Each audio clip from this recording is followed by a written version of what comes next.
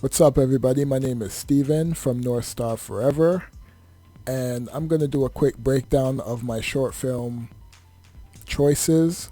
I actually premiered this at the Milton Film Festival not too long ago, last year actually, but I actually did the film back in 2017 for when I was at Rice. And um, basically, the concept of the film was black and white, and you have to tell a story with just no dialogue, but you're allowed to use soundtrack, and you're allowed to use the environmental sounds. So basically, the story is about me, or the character who's played by me is about to make a bad decision, and does he follow through or does he not follow through? And at the end, I'll explain the ending anyway, because a lot of people were confused about the ending, but I just don't see how. But we're just gonna go through it, and then we'll break everything down. All right, let's get to it.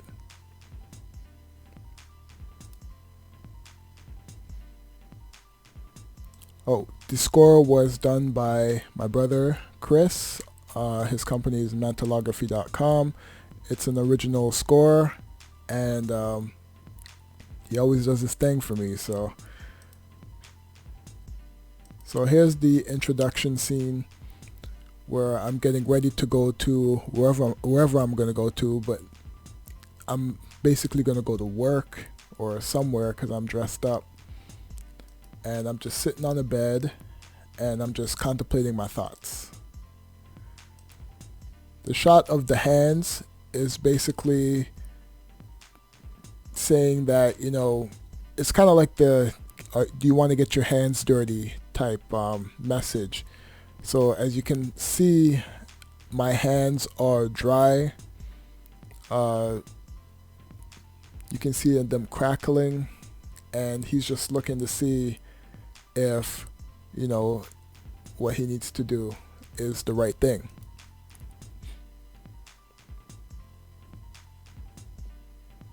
As you can see, I'm stressed.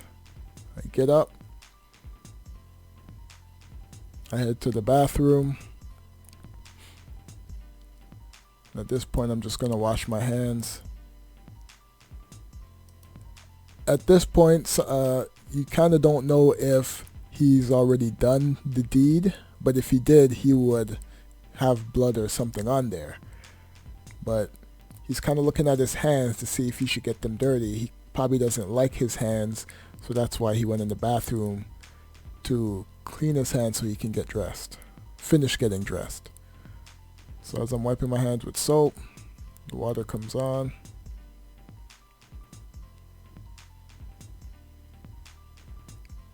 Grab the towel. Now he's putting on the jacket. I kind of like the angles that my brother did with the camera in this. It's a lot of tight space, and I think he did a great job with getting those type of shots. So I'm putting on the jacket, fixing my wrists. Just a typical morning. I actually like this shot.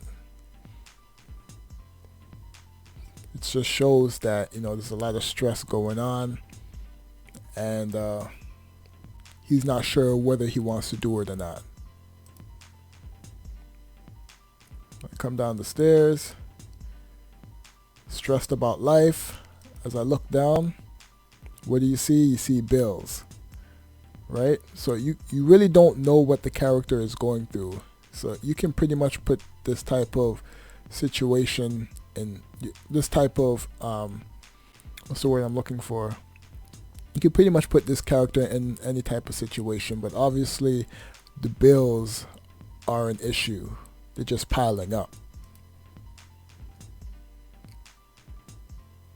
So as I knock off the bills off of the table, because just the sight of it stresses me out, I turn around, I look at the picture, and right here with the painting and the character, this is kind of where the character wants to be. He wants to be at peace somewhere, right? As you can see, the trees, nature, the waterfalls, it's just, this is where this character wants to be.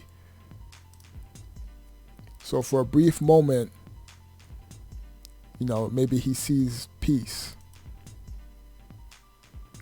But he walks off, pissed off because he's back to reality, grabs the keys, and he goes outside, getting ready to leave for work. He has to be fake to the neighbors like everything is alright, because in most cases, showing emotion is kind of like showing a sign of weakness. So he gets in the car. Once you get in a car, you're confined in a tight space. So I think most of the time when people are in the car, they actually, or even in their environment in general, they do their best thinking. Like me, I do my best thinking in the shower. Like when I'm in the shower and I'm cleaning myself and the water is dropping on me, like ideas just come to me. So I know some people, when they're in the car and they're with somebody, they have some of the best conversations, that they probably wouldn't have if they were anywhere else. So a lot of people, a lot of the times, people find their environment and, their mind starts working differently. So I get in the car, I look down, and what do I see? A bat. So now I'm flashing back to my character when he was initially in the house, and it's just the thoughts that are going through his head. So maybe last night he got in the car, or yesterday he got in the car, and he's like, he was pissed off about something, so he went and put the bat in the car, and he was going to do it last night, but ended up not doing it. So he's in the car, he sees the bat, picks it up. Right there where you see, this is the thoughts.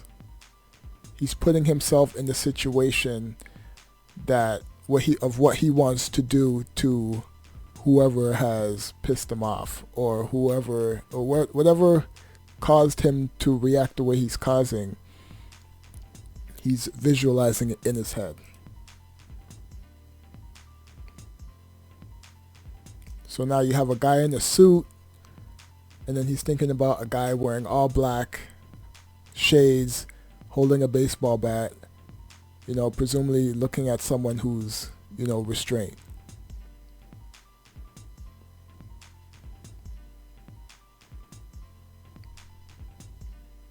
And right here is where he swings the bat.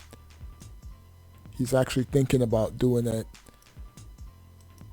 And then I cut to this scene where he has his hands on his head. He doesn't know if it's a good idea to do it, even though he wants to do it. This scene is very symbolic. I like this shot. He drops the bat after doing the deed, hurting somebody. And then you can see the shoes walking off. I just love that shot. It's such a great shot. And right here, he looks over, and when he was walking in, he didn't even notice that there was a car there.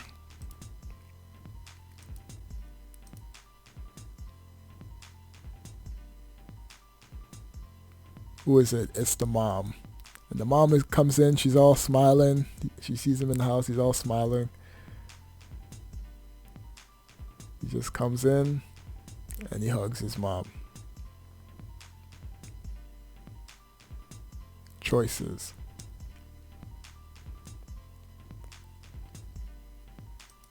So